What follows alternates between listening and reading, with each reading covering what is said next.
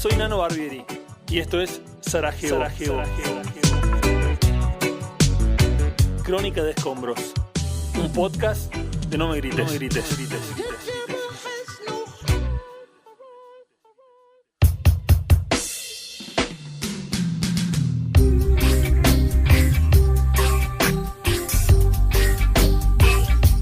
Hoy me gustaría hablar un poco de la relación entre los medios y los fines. En un libro que se llama La vigilancia líquida, Bauman tiene una frase casi a la pasada, como con desgano. Lo dice como un comentario entre amigos con un dejo de enojo, de desencanto. Cito: ya no desarrollamos técnicas para hacer lo que queremos hacer, sino que seleccionamos cosas para hacer solo porque existe la tecnología para hacerlas. Seleccionamos cosas para hacer solo porque existe la tecnología para hacerlas, porque están ahí. Le recordé la frase viendo un partido de fútbol en el que al menos una docena de cámaras intentaban encontrar una infracción donde nadie más la vio. Nadie la vio. Detrás del juego seguía, pero el foco era el error. Cualquier error que pudiera habérsele escapado al árbitro, al relator o al hincha desprevenido. Había tantas cámaras ahí para ver lo que era un desperdicio no hacerlo. Las vimos y no encontramos nada.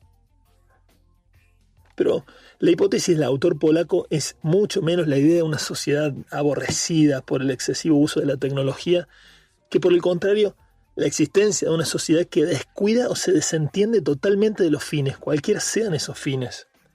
No solo los propios ojos, sino incluso aquellos, o tal vez sobre todo aquellos que son contrarios a su propia cosmovisión. Hay una especie de sucesión de acciones irreflexivas en donde la distinción entre medios y fines es bastante insignificante, superflua o inútil. Hubo una guerra, dice Bauman, y la ganaron las hachas a los verdugos. La frase es escalofriante, a mí me parece extraordinaria. Introduce también a la clásica discusión de las formas y el contenido en la política.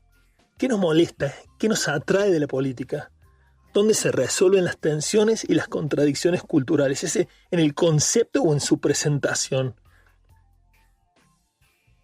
Las cadenas de equivalencias que nos permiten asociar significados sin mayores esfuerzos. Resuelven cada vez con mayor velocidad aquella vieja batalla cultural en una sucesión de eslóganes, miles de eslóganes, que explican, entre otras cosas, el éxito de los formatos cada vez más cortos de las redes sociales virtuales. ¿Cuánto nos interesa esta discusión por fuera del juego de las plataformas? ¿Acaso tan solo discutimos porque están ahí? ¿O dónde se expresarían si no esos 700 millones de tweets que se publican cada día? ¿A dónde irían?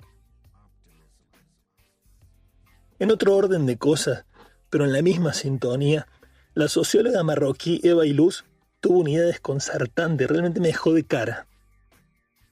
La autora se propuso explicar en un libro de sociología por qué el amor duele, pero también, y sobre todas las cosas, por qué el amor no es un sentimiento individual, sino que es una experiencia social.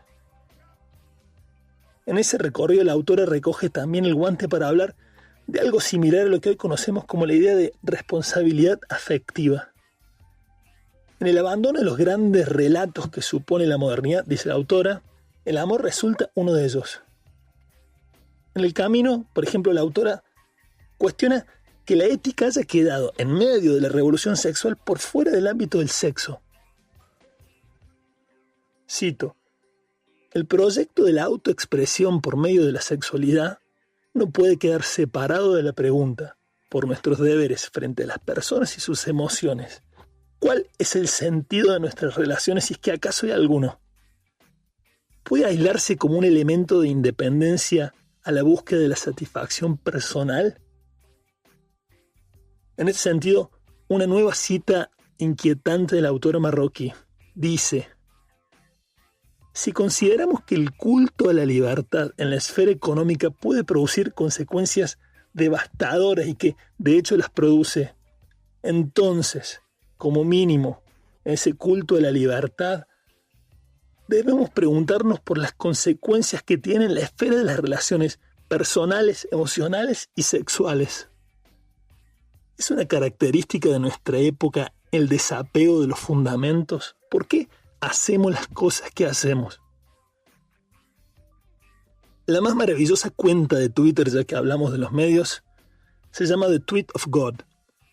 Ahí, en la cuenta de Dios, el Señor reflexionó en sus restringidos caracteres y dijo, desde el más allá, nunca antes hubo un tiempo mejor que este para no tener pruebas sobre algo.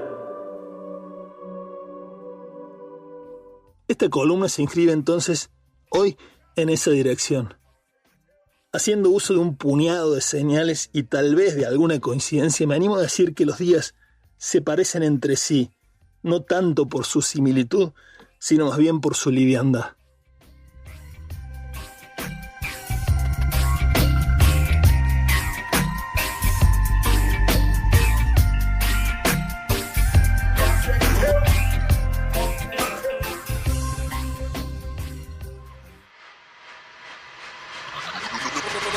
No me grites. Suscríbete al Club Panas en www.nomegrites.com.ar.